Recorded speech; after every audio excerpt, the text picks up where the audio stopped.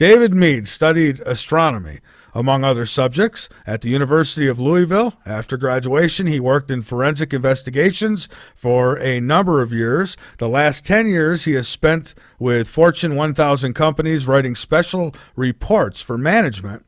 He is a specialist in research and investigations. He has 10 books to his credit. He enjoys relating science and the Bible. He believes Planet X is a perfect marriage for the two. And his website's linked up on our homepage at latenightinthemidlands.com. And so you could go ahead and click on it right in the picture slider. If you go to our homepage, you'll see it. Also on our schedule page, you'll notice there's a tab on our website. And if you drop that tab down, there's the schedule for the network, and then there's the special schedule for Late Night in the Midlands. And so that's the one you'd want. And his link is right in there. All right, that being said, let's go ahead and bring my guest aboard tonight, and let's learn a little bit more about this big, big, giant thing that they call Planet X. Should be good. Hello, good evening. Good evening. Is this David? Sure is. Hi, David. This is Michael Vera with Late Night in the Midlands, and I want to welcome you to the show and thank you for taking time out to be with us tonight. Sure, Michael. Good to hear from you. Oh, absolutely. An interesting topic, and I'm looking forward to getting into it. So I guess a place to start tonight would be your background and maybe a little bit into your journey leading up into Planet X. How does somebody get so interested in this that they kind of make it their life's work? Is that right? I mean, has it become something like that? Well, I'm semi-retired, and I've been involved in service both to the federal government and to some multinational corporations, and I do some forensic consulting. But, I have a pension. I, do forensic consulting. I have a practice with a variety of large law firms. And then I also devote about 25% of my time or attention to this book, to media interviews, I have an audio book, a printed book, an e-book, and I'm constantly updating articles to Planet X News. Of course, as you know, my book is the Planet X, the 2017 Arrival by David Meade, and it's in about 10 countries. It's in every edition possible, and so I do devote a good percentage of my time to research. I write a couple of articles a week for Planet X News, and to get to my personal interest in it, it was sparked by my interest in astronomy. I wasn't a major at college, but I did study it, got an A in it, in fact. And I have a first-hand knowledge of the New World Order structure, and I'll get into that in a little bit. Okay. And I think it's very important for anyone who is studying this topic to first understand legends, covers, psyops, how the government intelligence agencies work, think, and operate, and how the geopolitical system is actually structured. And that way they're not going to have a lot of psychological blocks, and they'll have a lot of, I would say, greater understanding of how this entire scenario works. Going back, I received a photo, privy only to a few, from an astronomer friend in France. This had been taken from a multinational telescope on a remote mountain platform. And my interest was picked from that point, and it led me to astounding conclusions. So I guess the best thing to say is it led me, number one, to a review of the deep underground military base construction that has drastically increased since the 1980s. And, of course, as you know, and I know you've had these interviews with John Moore and others before, yes, the government is seeking protection for its own against coronal mass ejections from the sun, asteroid impacts, catastrophic flooding. And that's the prime reason that the CIA has relocated their domestic division to Colorado, and the NSA has relocated a 1 million square foot database operation to Utah. Now, if I went through all these on a bullet point, talking point basis, and if this were a court case, I would say the circumstantial evidence alone would lead to a finding beyond a reasonable doubt that the Planet X system exists and is inbound. Hundreds of billions of dollars, in fact trillions of dollars, have been invested to protect the elite. I remember back in 2001, Donald Rumsfeld, the day before 9/11, said 2.2 or 3 trillion is missing from the Pentagon budget. Yeah. That's trillion. I don't know if you recall that, but 5 years later it was 6.5 trillion.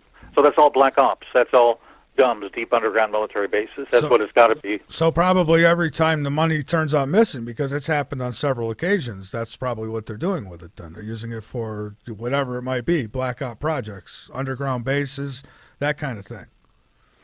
Precisely. Yeah. It's deductive logic. There's nothing else. You cannot money launder money in that range. You can't have it sitting in a bank in the Cayman Islands under a front company. Even the government doesn't have that capability to protect that much.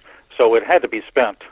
And, we had the technology to build these deep underground military bases. Well, back in the 50s, they built the Greenbrier. I'm sure you're familiar with that in West Virginia. It was one of the first ones. And it could house about 1,000 people. It could basically house Congress.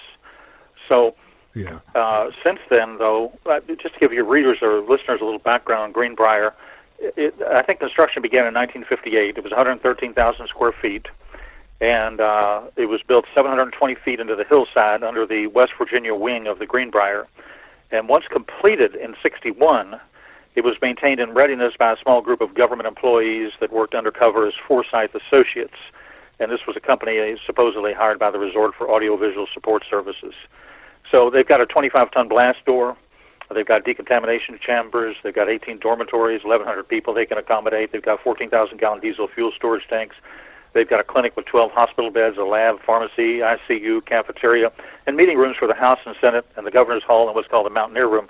So this was one of the very first deep underground military bases that was built, and it remained classified until the 1990s when a journalist found out about it. They declassified it. For a while, they even allowed tours. But ever since then, they've proceeded with the same type of construction on a much higher level. You may well know and may have had as a guest Bob Evans. He has a lot of expertise in this area. And starting in the 1980s, they had the technology to, I believe, it was laser technology, a laser machine was patented. They had the ability to drill 7 miles per day, to tunnel 7 miles per day underground. So they were able to build these in 4 or 6 months, build 2 or 3 a year. Ooh, that's a lot of that's a lot of road. 7 miles. Oh, absolutely. A lot of them are built a mile or two underground. They're usually at least 4 cubic, miles in dimension, and they're mostly built out west under plateaus. They're scattered, and they're not generally, of course, built on coast. They're built in mountainous areas and under plateaus in the Midwest and so forth. I'd say Colorado probably has a larger number of these than any other state. And Colorado, that's where the New World Order headquarters basically is going to originate from. Colorado has, the most vast array outside the NSA probably of Craig computers underground of any alphabet agency. And so these are throughout the country. That's what John Moore was telling me last time I spoke with him, that there's been government facilities that have been being moved to Colorado. And I had at the time seen articles, but you had to look for them. They weren't out there in the mainstream. But there were articles, legitimate articles of certain branches that were getting moved there. Now, I would imagine the last time I spoke with John Moore, it's been a while, quite a while. So I'd have to imagine there'd be much more that has been done since then. So then the deal is that they're anticipating Colorado being the new Washington, man? Something like that? I would imagine, because Washington will probably be underwater if enough of these asteroids hit in the Atlantic Ocean, which is the debris field of Planet X, later in 2017, and we can get into that in a little bit, but it's got a 250,000-mile debris field on it, and it's mostly asteroids, meteorites, and the asteroids are all sizes, so it's going to be a random occurrence, but you're going to have at least several hits at an absolute minimum, probably in the oceans. And these will create tsunamis. They could create global tsunamis. Depends on the size of the asteroids. And, in fact, I can give you a quick rundown on impact effects by size of near-Earth objects. Okay, and let me add to that really quick. I had a woman on last night who worked in the space programs with NASA. And, of course, for her, she didn't get really out there about too much. She probably can't. But she did say that we could get hit with things that would cause an entire Earth tsunami, like a global flood. So it's possible. Oh, sure. They have a detection program called the Catalina Sky Survey in place, but that's all it is monitoring. All they would do at that point is notify FEMA. In other words, there's no time to take any action. In fact, there's no current technology to deflect a large asteroid on short notice heading towards the Earth. It just simply doesn't exist. Despite Hollywood movies, it does not exist. Well, Obama just put out an executive order not too long ago for space weather. I don't know if you've seen that. I've heard of that. Indeed, I've heard of that. I believe he's probably considered the probability of an EMP explosion. Yeah. He's probably considered solar flares, and solar flares will be one of the calling cards of Planet X. So he's probably considered all these factors in doing that particular executive order. I mean, these people are not stupid, but they're very covert. They're very deceptive. And that's why you have to read through what they've done. And you have to ask yourself, like you just did, why? Why did he issue that executive order? Why? Well, let's take a look. Why was a planetary protection exercise to prepare for a potential asteroid strike? Why did it just take place October 25th in El Segundo, California, according to the New York Times? It was a joint simulation by NASA's Jet Propulsion Lab and the Department of Energy National Lab. And they basically said it was to prepare for a potential asteroid strike. But again, in the same article in the New York Times, the scientists flatly admit they have no way of preventing such a disaster. There's 1 million asteroids that have the potential of hitting the Earth, and only 1% have been discovered. Now, one of my contacts in Jerusalem, Rabbi Matyahu Glazerson, who's a world-renowned expert in the Torah codes, recently found evidence of a cataclysmic strike by Nibiru, or Planet X system, in the Jewish year 5777. Now, that's the Gregorian calendar equivalent of October to 2016 to October of 2017. And he also found evidence in a Bible matrix that the end of days may begin as soon as Hanukkah of 2016, which is the final week of this month. So you've got both Bible scholars and you've got scientists that are extremely concerned. Now, the average American, I think, not your listener, but the average American is under such mind control by about 50 hours of television every week that you know what I'm saying? I do. But, I absolutely. Go ahead. Anyway, here that's just a joke, but it's the truth.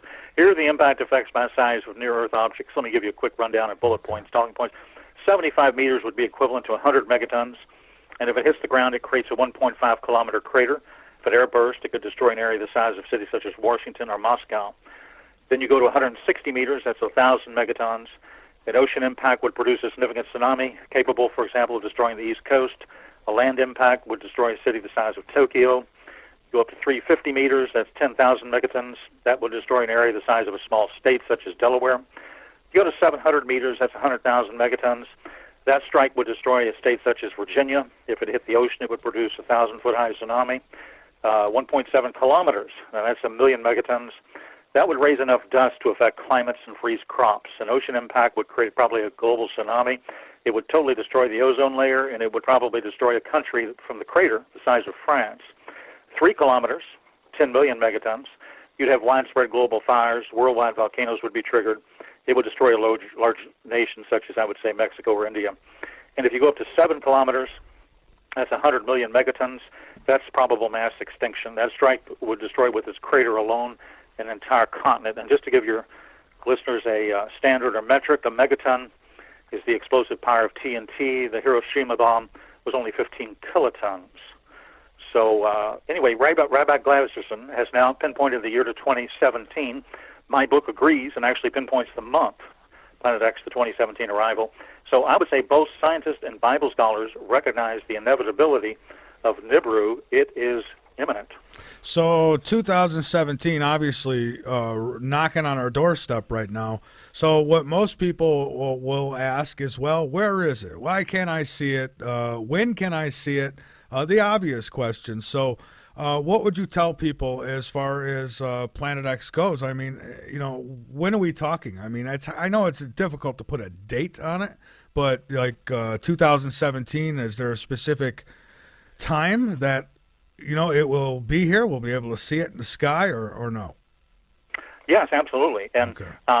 If Isaac Newton were alive today, he probably would be using, if Sir Isaac Newton was alive, he would probably be using stellarium, an astronomical program such as that, to determine the arrival date of Planet X. And I say that because it's in the book of Revelation. The Catholics call it the Apocalypse, the very final book of the Bible.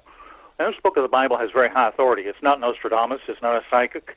It was dictated to the Apostle John on the Isle of Patmos about 2,000 years ago by none other than Jesus Christ himself, who is the Son of God.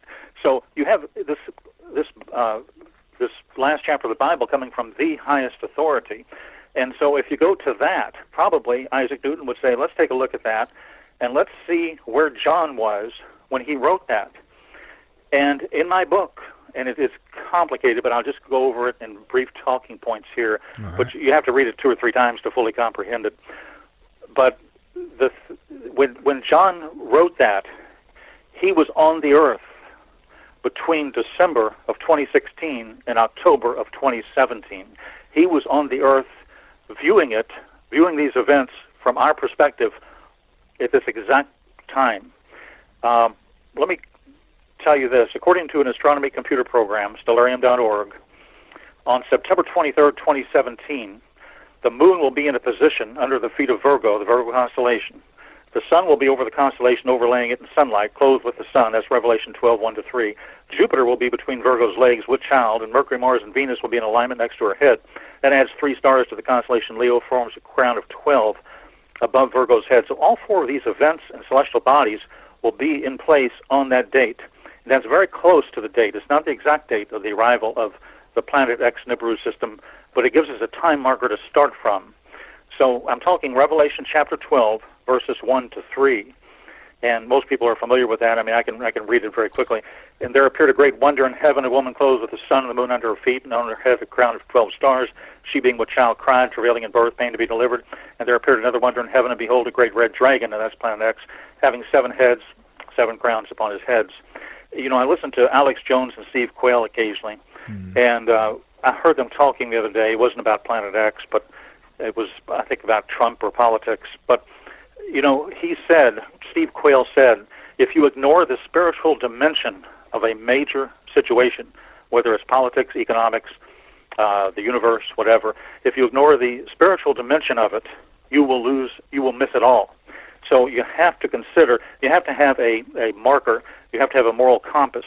Now, let's go back to this. In Revelation chapter 12, the dragon is interesting because it has several details. It is described as red.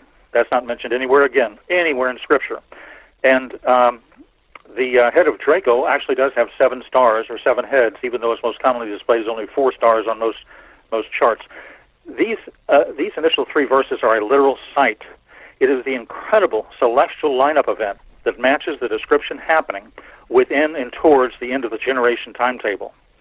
Twice in Revelation 12:1 and 3, it uses the word wonder to describe what John saw. This word in the Greek has an idea of an indication. So while there's great symbolic significance in this chapter, it appears they are based on literal, visual events that the prophet, John, the author of the Apocalypse, saw in the heavens, the stars, as indications of what was going to happen in the larger scheme of things. Now, my book reaches the conclusion, starting with this, but going through, many, many pages of analysis, that the red dragon, Planet X, will collide with the Earth's orbital path on a very specific date, and that is Thursday, October 5th, 2017. Now, the red dragon, let's go over that again, is a planet-sized celestial body with a mass 4 to 6 times that of the Earth, and probably therefore has a diameter of 4 to 5 times that of the Earth. If you look at Revelation 8, it names it Wormwood. Now, Dr. Robert Harrington, who was supervisory astronomer for the U.S. Naval Observatory, in 1992 announced that Pluto was much too small to explain the variances in the orbits of Uranus and Neptune, and he first postulated the existence of Planet X, which, again, I refer to as the red dragon from its biblical reference in Revelation 12, verse 3. I see. In 1992, a press release from NASA stated unexplained deviations in the orbits of these 2 planets point to a larger outer solar system body of 4 to 8 Earth masses. So the red dragon travels in a highly eccentric, sometimes erratic, elliptical orbit around the sun. It travels a roughly cigar-shaped path from the inner solar system to outside the orbit of the outermost planet of this solar system. Now, the red dragon appears shortly after the September 23rd, 2017 celestial sign of the woman, the constellation Virgo. And you can use stellarium, and you can go back 4,000 years, and you can go back almost 6,000 years, and you can go forward 1,000 years. And you will never find all of the attributes of this matrix occurring again. The last time it appeared was that this Revelation 12 sign appeared in the sky was 3,915 BC, almost around the time according to the Bible of the first, Well, 5 books of the Bible. let me ask this then, because this has come up before when we've talked about Planet X, and as far as the Bible is concerned, I was going to ask you what the Bible says about it, but you're certainly informing me pretty well there. But I'll have to, the next question would be, how do we know that, okay, so this stuff happened, and they're describing what happened, but how do we know that it's happened before and it's not going to actually come again? Like somebody has suggested maybe Jupiter and its moons were Planet X in the past, and now it's got caught in an orbit or something. So how do we know that it's actually coming around again, basically? Well, I've seen photos of the system. I know an individual codenamed Arizona who has viewed it through the Hubble.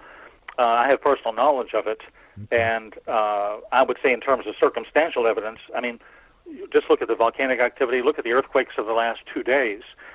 Everything is increasing exponentially. Well, I'll tell you this, David, I can't argue with you there. I was just telling the listeners at the beginning of the show that the earthquakes, the volcanic activity, the weather, I don't see how anyone can make an argument as far as that stuff goes. So something's definitely causing it. So believe me, I'm not one who throws stones at these things.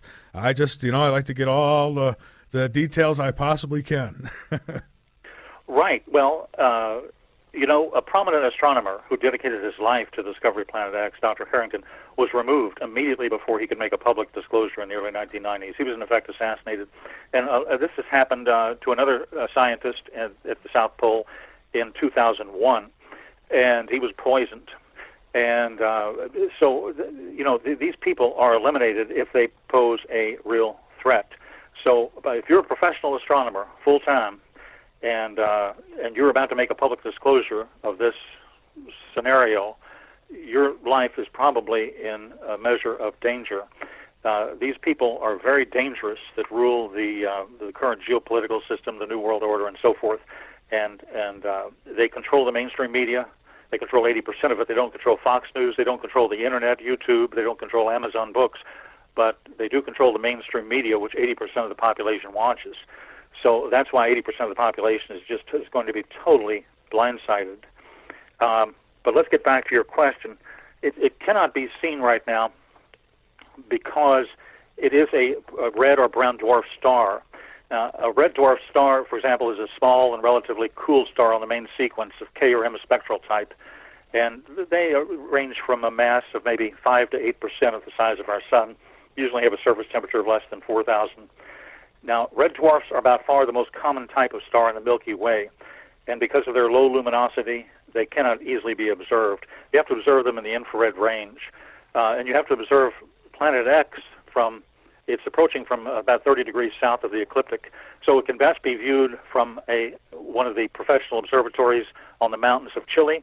It can best be viewed from the South Pole Observatory, which of course is government, and it can best be viewed by infrared satellites that are in orbit and photographing the sky. And the public, of course, has no access to any of these. Now, there have been some random photos of Planet X that I've seen movies and still photos of what's been, let's say, smuggled out of professional observatories. The public has probably not seen most of those, but the public has seen some photographs that are quite real, simply by random chance.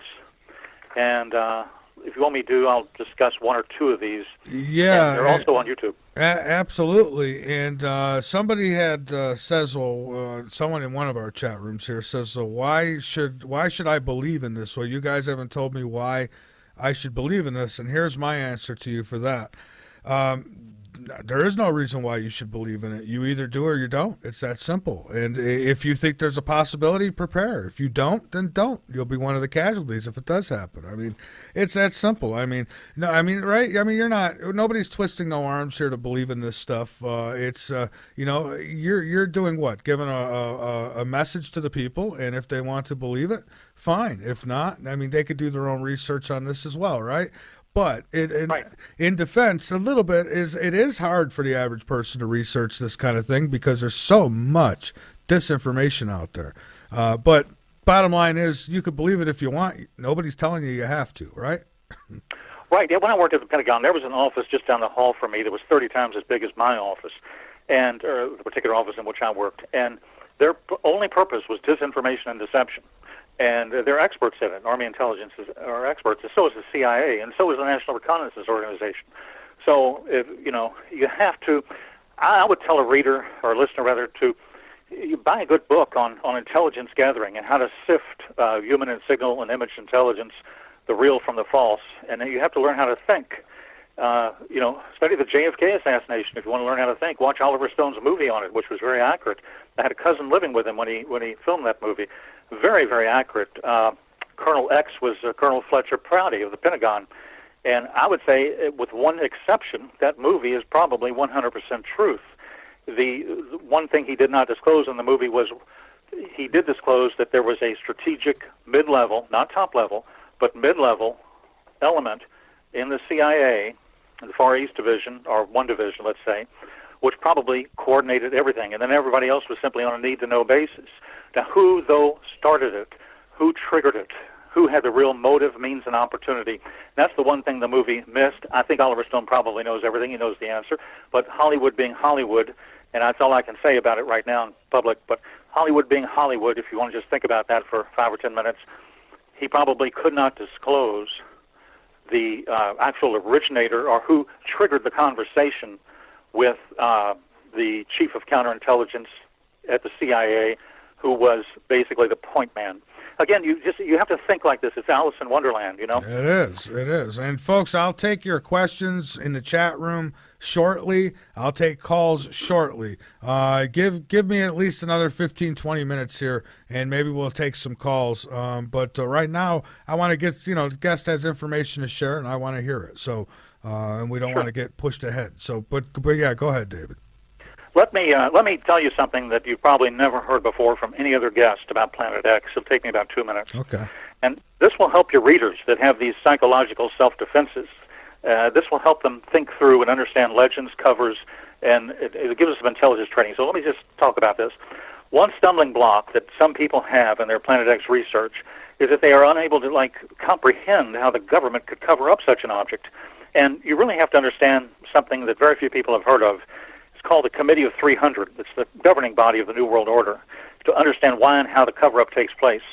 Now, the Committee of 300 works through the Royal Institute of International Affairs in London, the Aspen Institute, and the Club of Rome. They all possess various executive arms. I was told this by an MI6 intelligence officer. Now, these arms also include the Council on Foreign Relations, from which the U.S. Secretary of State draws their strategies almost entirely.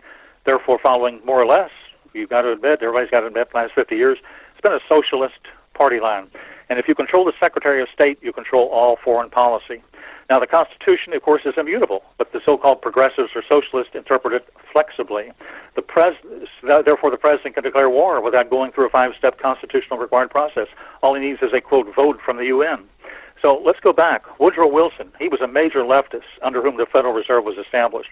And before the Reserve and the graduated income tax, we had a $5 billion surplus through trade tariffs. Donald Trump knows this. Donald Trump knows everything. Both the Reserve and the income tax saw to it that the extreme opposite would occur. However, in leaving office, Wilson spoke a veiled statement acknowledging the presence of the Committee of 300. He said, and I'm quoting, "Some of the biggest men in the United States in the field of commerce and manufacturing are afraid of somebody, are afraid of something. They know that there is a power somewhere so organized, so subtle, so watchful, so interlocked, so pervasive, that they'd better not speak above their breath when they speak in condemnation of it."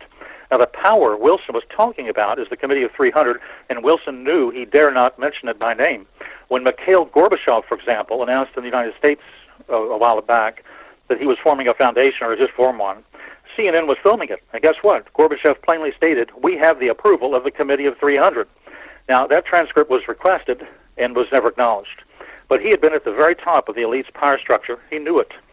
Now, you wonder who's on this situation? The Committee of 300 includes many royal families of European heritage, as well as the Rothschilds and their U.S. proxies, the Rockefellers, worth in total with interlocking directorates probably over 11 trillion. Includes some very dangerous people. And I'll just give you an example, one isolated example, and Donald Trump used this in his election. He used part of it. He used 80% of it. I'm going to give you 100% of it. Donald Trump said, see, Donald Trump knows all of this. He doesn't name names like I'm about to, but here's how it works, because he's very smart. You can't. You're dealing with mostly a blue collar, you're not dealing with, anyway. So what happened, in one specific example of how subtle this is, but how insidious it is David Rockefeller of the Trilateral Commission, and of one of the founders of the Council on Foreign Relations, and one of the main American participants and members of the steering committee of the Bilderbergers. And these are all arms of the executive arms of the Council of 300. He invited Bill Clinton in 1991 to a Bilderberg meeting. And 1 year later, Bill Clinton was president. David Rockefeller told him at the Bilderberg meeting, we need the North American Free Trade Agreement. 1 year later, he was president. And 2 years after that, in 1994, he was signing NAFTA, which caused the loss of tens of millions of manufacturing and other jobs in the United States. And you say, why are they doing this? Well, they have two objectives. One is they want to destroy the Constitution, to destroy the United States, bring it in the New World Order fold. You have to destroy the Constitution. That takes a while. Number two, you have to destroy the middle class. So these people are highly dangerous. They're sociopaths. Now, the Committee of 300 is interested in the New World Order. It's interested in accomplishing this objective. They have a new spirituality. They call it New Age. They desire a single ruler of the world, global currency. I believe their thinking is quite flawed here because they're also going to have to be subject to this man if he becomes all-powerful. Now, the only major country to actively resist the New World Order concept is Russia, which the group is actively and strategically plotting against. However, Russia is a world superpower, and Vladimir Putin is a very smart man. The Committee of 300 is quite aware that their coalition will not include the USSR. The Committee of 300 is well aware of the existence of the Planet X system. It throws a wrench in their plan. It's not under their control. When it strikes, a global economic reset will occur. Therefore, their representatives have placed an umbrella of secrecy on it. They have disinformation specialists, some of them at the alphabet agencies. They're very cunning, as I mentioned, but they're not smart. They're just deceptive. One of the few presidents who actively went against their agenda was John F. Kennedy. I think he was a great man. My stepfather was a critical player in this drama. He was part of the autopsy team at Bethesda Naval Hospital. He told me within 48 hours of the autopsy, the entire medical team had been threatened and muzzled. He never spoke of it again. He was paid off with a pension, so were others. One man took an 8mm color of the autopsy, and he was going to release it and use it to get media exposure, and he was found dead of a suicide right before he retired. Now, much of the population of the U.S. doesn't understand the flow of information about the Planet X system has nevertheless proceeded through the world on alternative media, the Internet, books, on Amazon, YouTube. So if you spend some time understanding history, and especially the controlling interest and the controlling parties, the Committee of 300, your listeners will have absolutely no problem realizing why Planet X is a threat to their establishment, and therefore that's why through the mainstream media, they simply don't report it. They ignore it. Just be sure of one thing. Don't let their control get in your way of information and knowledge and preparation. Amen, my friend. And now listen, okay, so they know Planet X is coming, and they've got all these facilities ready to go for themselves and whoever below ground, right? What happens with all the nuclear power plants? I mean, do they plan on eventually coming back up? Because outside of them being in spacesuits, I don't know how they would, because once Planet X does its thing, I mean, we're going to have no power, and eventually you're going to have those nuclear power plants, and I think that might be worse than Planet X itself. Great point. Let me give you a briefing on that real quick. Okay, what if an X-60 solar flare leaves from the sun when Planet X approaches? The coronal mass ejection heads straight towards the Earth. What will happen? How much warning? Well, this type of event may be our first overt sign of the nearness of the approach of X. The CME is a slow-moving cloud of charged particles. It's accompanied, though, by an X-ray burst. Now, both will have devastating effects. The X-ray burst travels at the speed of light, and it would reach our surface in 8 minutes. You'd have disruption of satellites, probably cell phone reception. That would be, most people are going to be blindsided, but you'd have about a 3 to 4 day heads up there when that happens. Now, the X-rays would affect all Earth-orbiting satellites in line of sight, that hemisphere. GPS communications would go down, so would communication satellites. That would be your first warning, obvious signal. This would be a 1-2 punch. The second would be the CME arriving 3 to 4 days later that would cause transformers, which of course operate with copper wiring, to heat up, overload, and as design capacity is overloaded, of course, they burn up. So your question is, what happens to the 440 nuclear power reactors? Well, that's the $64,000 question. Most reactors, require electricity to operate the cooling system, so they have huge levels of radioactive fuel on site. Cooling on a continuous basis is the only way to prevent a meltdown. So here's an apocalyptic scenario right there. If the reactor cores are not continuously cooled, A catastrophic reactor core meltdown and fires in storage ponds for spent fuel rods is the imminent result. So, with a widespread grid collapse, in just hours after the backup generators fail or run short of fuel, the reactor cores melt down. With a couple days without electricity, the water bath over the spent fuel rods boils away. The stored fuel rods simply melt down and burn. Now, transformers are made to order and custom designed for each installation. They weigh up to 300 tons, cost more than $1 million. And there's currently a 3-year waiting list for a single transformer due to recent demand from China and India. Lead times have actually been larger. So you can grasp the implications of widespread transformer losses right there. All right. Yeah, well, people keep saying prepare, get ready, food, water, and I kind of rain on their parade a little bit, and I always say, okay, and what are you doing to prepare for the radiation? Because there's going to be a lot of it if something's not done about these. And I've had some tell me they're going to shut them down before it reaches that point. But at that point, that would be my red flag. I'd say, okay, they're shutting those suckers down. There's a reason for that.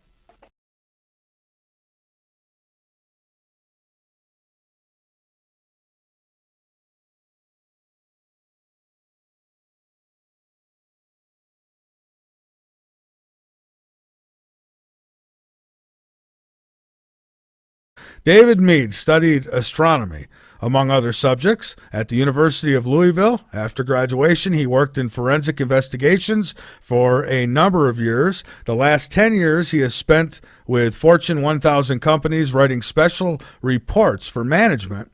He is a specialist in research and investigations. He has 10 books to his credit. He enjoys relating science and the Bible. He believes Planet X is a perfect marriage for the two, and his website's linked up on our homepage at latenightinthemidlands.com, and so you could go ahead and click on it right in the picture slider. If you go to our homepage, you'll see it. Also on our schedule page, you'll notice there's a tab on our website, and if you drop that tab down, there's the schedule for the network, and then there's the special schedule for Late Night in the Midlands. And so that's the one you'd want. And his link is right in there. All right, that being said, let's go ahead and bring my guest aboard tonight, and let's learn a little bit more about this big, giant thing that they call Planet X. Should be good. Hello, good evening. Good evening. Is this David?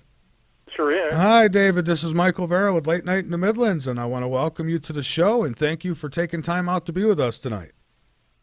Sure, Michael. Good to hear from you. Oh, absolutely. An interesting topic, and I'm looking forward to getting into it. So I guess a place to start tonight would be your background and maybe a little bit into your journey leading up into Planet X. How does somebody get so interested in this that they kind of make it their life's work? Is that right? I mean, has it become something like that? Well, I'm semi-retired, and I've been involved in a service both to the federal government and to some multinational corporations, and I do some forensic consulting. But, I have a pension. I, do forensic consulting. I have a practice with a variety of large law firms. And then I also devote about 25% of my time or attention to this book, to media interviews, I have an audio book, a printed book, an e-book, and I'm constantly updating articles to Planet X News. Of course, as you know, my book is the Planet X, the 2017 Arrival by David Mead, and it's in about 10 countries. It's in every edition possible, and so I do devote a good percentage of my time to research. I write a couple of articles a week for Planet X News, and to get to my personal interest in it, it was sparked by my interest in astronomy. I wasn't a major at college, but I did study it, got an A in it, in fact. And I have a first-hand knowledge of the New World Order structure, and I'll get into that in a little bit. Okay. And I think it's very important for anyone who is studying this topic to first understand legends, covers, psyops, how the government intelligence agencies work, think, and operate, and how the geopolitical system is actually structured. And that way they're not going to have a lot of psychological blocks, and they'll have a lot of, I would say, greater understanding of how this entire scenario works. Going back, I received a photo, privy only to a few, from an astronomer friend in France. This had been taken from a multinational telescope on a remote mountain platform. And my interest was picked from that point, and it led me to astounding conclusions. So I guess the best thing to say is it led me, number one, to a review of the deep underground military base construction. That has drastically increased since the 1980s. And of course, as you know, and I know you've had these interviews with John Moore and others before, Yes. the government is seeking protection for its own against coronal mass ejections from the sun, asteroid impacts, catastrophic flooding. And that's a prime reason that the CIA has relocated their domestic division to Colorado, and the NSA has relocated a 1 million square foot database operation to Utah. Now, if I went through all these on a bullet point, talking point basis, and if this were a court case, I would say the circumstantial evidence alone would lead to a finding beyond a reasonable doubt that the Planet X system exists and is inbound. Hundreds of billions of dollars, in fact, trillions of dollars have been invested to protect the elite. I remember back in 2001, Donald Rumsfeld, the day before 9/11, said 2.2 or 3 trillion is missing from the Pentagon budget. Yeah. That's trillion. I don't know if you recall that, but 5 years later, it was 6.5 trillion. So that's all black ops. That's all DUMBs, deep underground military bases. That's what it's got to be. So probably every time the money turns out missing, because it's happened on several occasions, that's probably what they're doing with it then. They're using it for whatever it might be, black op projects, underground bases, that kind of thing. Precisely. Yeah. It's deductive logic. There's nothing else. You cannot money launder money in that range. You can't have it sitting in a bank in the Cayman Islands under a front company. Even the government doesn't have that capability to protect that much. So it had to be spent. And, you know, we had the technology to build these deep underground military bases. Well, back in the 50s, they built the Greenbrier. I'm sure you're familiar with that in West Virginia.